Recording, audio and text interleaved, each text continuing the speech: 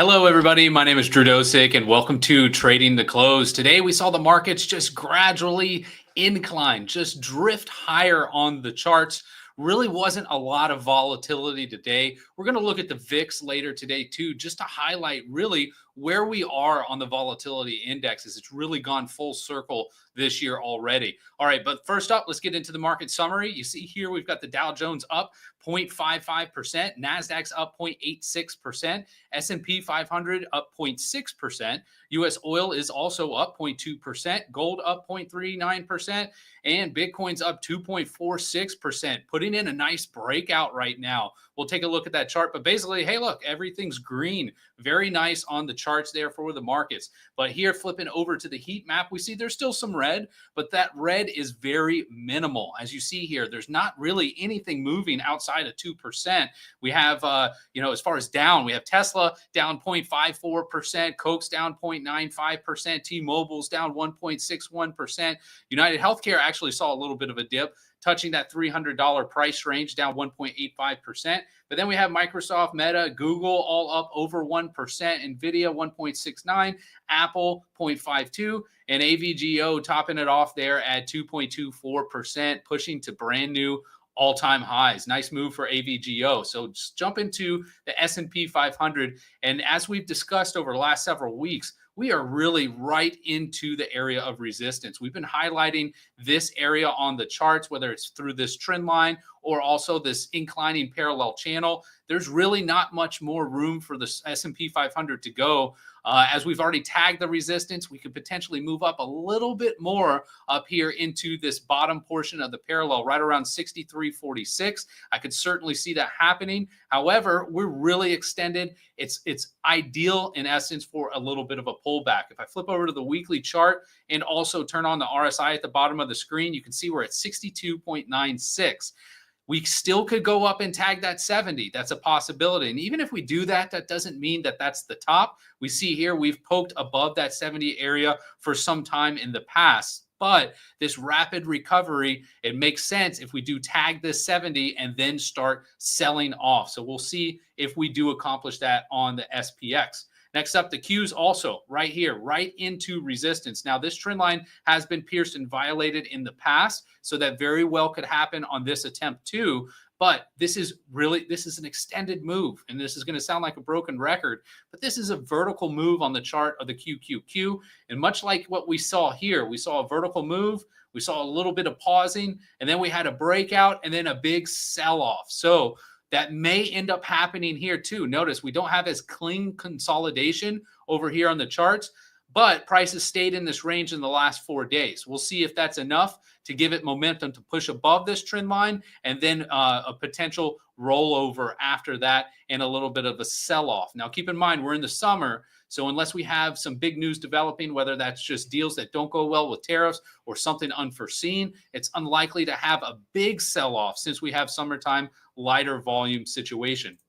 Next up, the SMH. Now, here's something that really I'm honing in on today. As you notice here, and we've been talking about this too, we're running into the very end of this wedge pattern here on the daily chart of SMH. Now, the semis typically lead the way, and you may ask, what does that mean? Well, when the semis are leading, usually in the wake, it pulls along the rest of the markets. Same thing's true with Bitcoin and cryptocurrency. Oftentimes, both semiconductors and cryptocurrency, as far as Bitcoin, can be leading indicators. If Bitcoin starts selling off and the semis start selling off and the rest of the markets haven't done so yet, they're likely to start turning and selling off. So right now we have the semis right into resistance, right in this wedge, back to the charts. You see right here, this price action moving right in here. There's really no more room to go unless we gap up and move higher. Now, we were very close to making a topping tail today, but have not yet accomplished that. However, this is a narrow body bar that is signifying there should be change in more momentum as there's equal buyers and sellers right here. It's almost like a fork in the road. Which way is price action going to go? With this extended move, the probabilities point towards a move down from this area, but we'll see if we gap above and then just continue buying. Euphoria can last longer than anticipated. Next up, IWM. IWM is poking through this next resistance trend line. We've been watching this for quite a while. Break out here, come back down, and now finally made a nice push to break out above this declining trend line. And really beyond that, now we're talking about resistance at 229. And then next step is the all-time highs. So this is a great move for the small cap stocks. And this makes sense, right? The rest of the markets were going. The small caps are usually one of the last to get going and moving and following in that direction. We'll see if this momentum continues. However, as you see here down on the daily chart, we are pushing overbought territory now on the IWM. One thing we want to see, though, is have a push up tomorrow and confirm above this candle. That will then give more probabilities and staying power for this move rather than a rejection and pull back down here to support at 211.15. So it all really depends on tomorrow's price action, where we close, which will guide us with the probabilities on further move up or move down first before we start considering the next move on the chart. Next up, Bitcoin. Look at this. This is an awesome move here on Bitcoin, folks. We were talking about this yesterday, how there's an inverse head and shoulders pattern. And this is more or less bullish consolidation, but could be considered a small shoulder on the charts. But today, clearly, breaking above, moving nicely up, currently trading around 111,000, almost 112,000 on Bitcoin. Next resistance is going to be right up here, 113,000, followed by 118, and then the measured move up here at $121,000.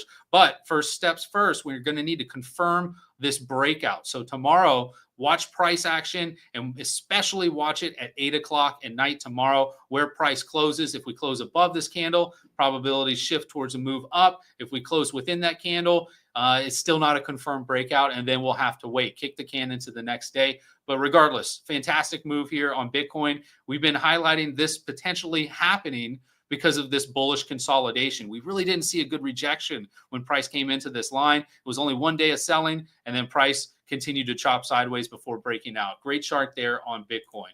Next up, gold. We see gold here had a positive day today. However, it's still trading within the price range of yesterday's action. So not much new to report here on gold. Support area for it at 32.42. We still do have a potential chance for a move up here to 3,600, but it is getting slimmer and slimmer as the economic push in the markets are really taking the eyes and attraction off of gold and back into AI plays and semiconductor plays, etc.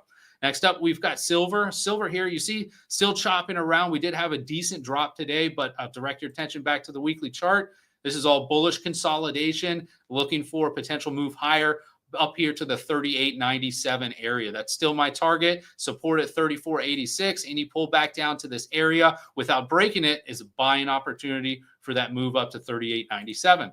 Next up, U.S. oil continues to push up ever so slightly, a little bit higher. U.S. oil's first resistance area is going to be basically right here at $70 at this declining trend line that you see here on the chart. All in all, still bearish consolidation. So the likelihood, even if it tags this, is that price action on U.S. oil should start trickling down lower, eventually tagging 63.86, and then these trend lines that you see here on the chart. One is 62.28, and the other one in the $60.54 range.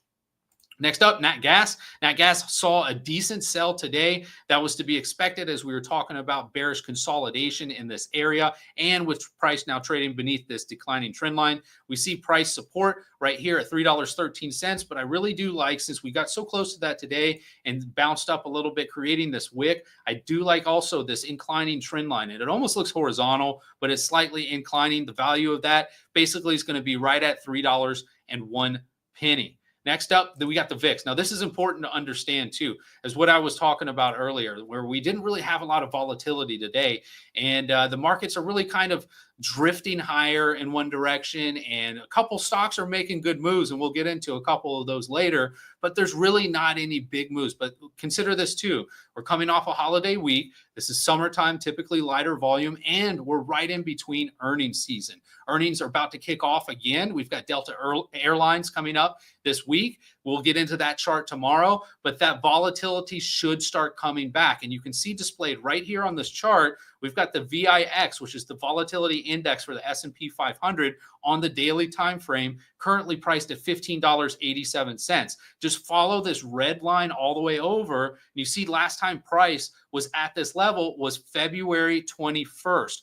If you remember that also, if I go over to S&P 500 and we flip back to the daily time frame, look where February 21st was, right here. So we've now gone full circle, just like we have here on this chart of the S&P 500 with the volatility. We have now gone from extreme low volatility all the way up to the very high end of volatility at the lows that were placed on the S&P 500 at the beginning of April. And now we've retreated all the way back down here. What an amazing cycle this has been so far to make that full return back to the low volatility stage that we were in prior to the big dip. So will this ignite new volatility? It likely will. With price coming down so low, it's not a bad idea to start picking up some VIX, as this price is certainly attractive from the history, as you see here on the chart of the VIX. Next up, we've got GEV. Now, we talked about this yesterday, but I wanted to show you something else that we found today in the charts. And Gareth pointed it out to me.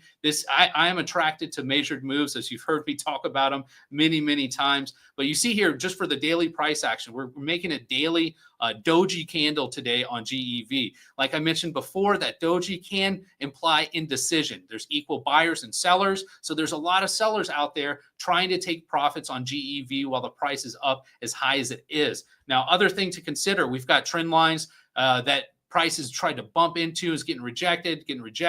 We've broken out above this parallel. So GEV is going through a lot of effort to continue moving higher, especially here on the chart where it's got a lot of resistance. Now, it could always go higher. We see this next area of resistance up here, basically right around 565 on the charts.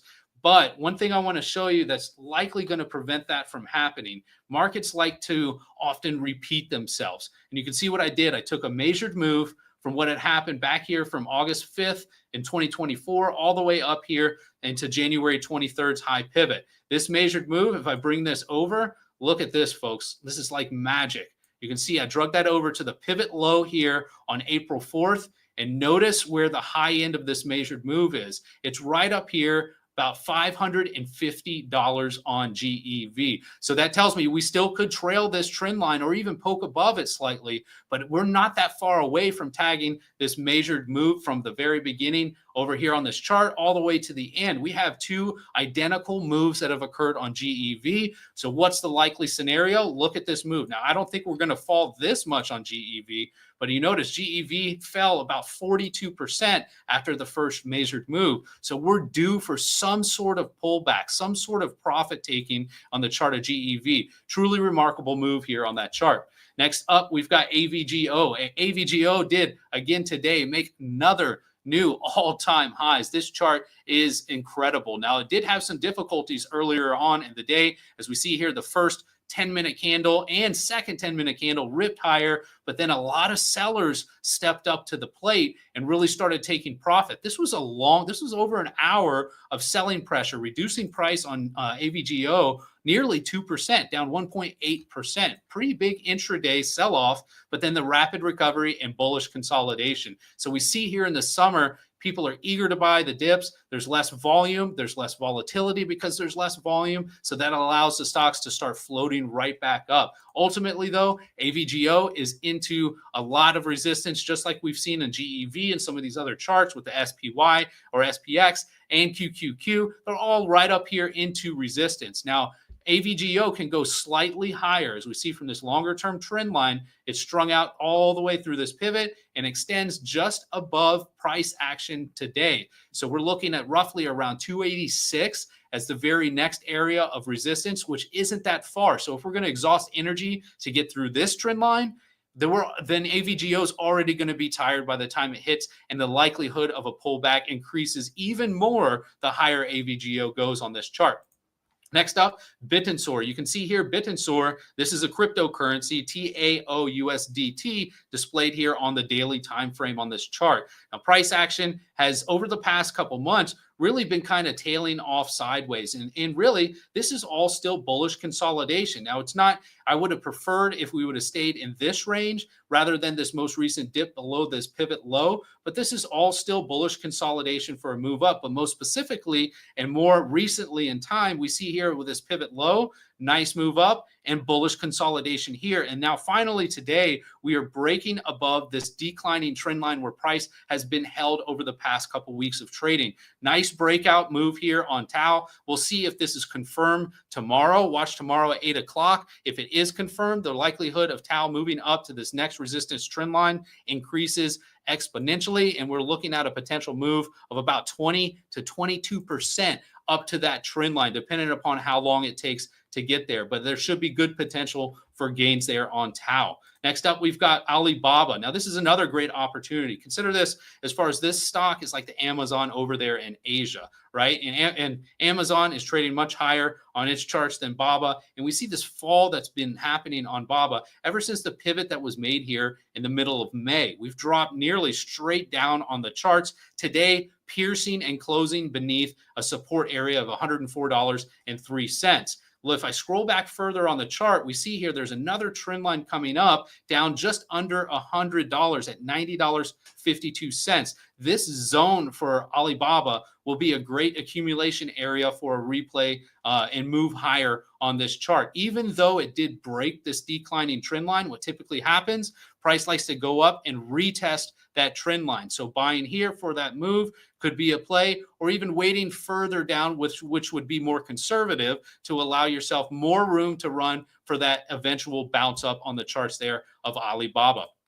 Next up, we've got Lyft. Now, Lyft, as you see, had a nice down day today, down 4.8%. But I wanted to show you this pattern that's developing on the chart. Notice this inclining trend line. It's only been tagged now twice. All right, so the third hits are typically the strongest. It doesn't always occur that way, but most generally, 80-90% of the time, they're the strongest. So if price tomorrow comes down into this trend line right around 1550, it should yield a decent bounce up to attack this resistance trend line here at 1678. Now also notice we've hit this trend line once, twice, 3 times, and now this will be the 4th attempt to go up and hit this trend line. Each attempt weakens the trend line further, adding to the probabilities of a breakthrough. So this is very interesting, especially because of the automated driving that's really been forgotten about over the last week or two. But in the last month, Tesla was rolling out brand new automatic driving with the robo-taxis.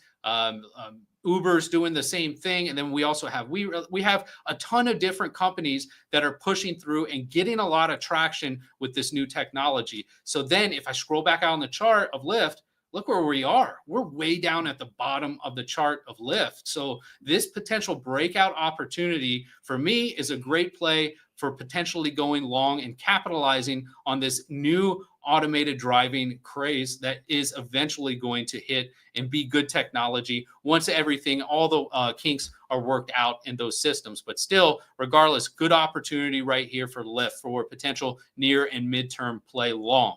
Next up, we've got Plug. Now, Plug, a fantastic move today, up 25%. Now, Plug did secure a contract for liquefied natural gas for the next 5 years. So they're going to have enough to go through. All right. So they secured all of their fuel. And so the likelihood and investors obviously are really liking this information. Plug was down in the dirt down here, almost going to be delisted. There was talks about that on the Nasdaq, that this stock may end up going away, but the good news has started to roll in and price continues moving higher. Next resistance on the chart is going to be $1.97. Now I anticipate this area should provide good resistance and a pullback down here to the $1.41 support range. That would be a good buying opportunity for another reattack. As again, this is the first, second, it will be the third time this trend line gets hit. Wait for a pullback, then buy on that next opportunity for attacking that trend line when it's weaker,